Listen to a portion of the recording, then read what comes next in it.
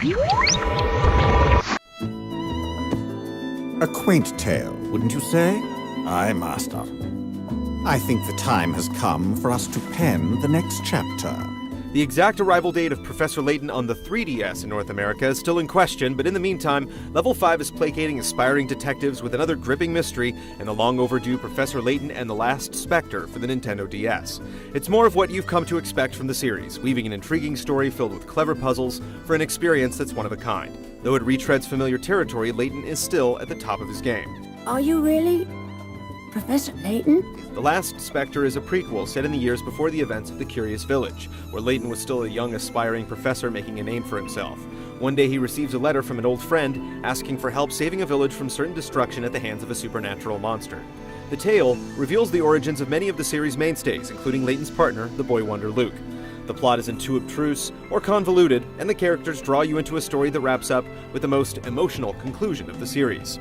The game focuses on what Layton does best, intricate puzzles that drive the experience forward. While there are plenty of instances where puzzles are prompted by situations largely irrelevant to the plot, there are many brain teasers that tie directly into the context of your current predicament. It's these challenges that break from the standard delivery and require you to interact with your immediate environment that get you hooked. However, the vast majority of the puzzles still stick to the established formula. She did it. Shut it! The puzzles themselves are quite clever, and if things get too difficult, you can always spend hint coins on clues that point you in the right direction.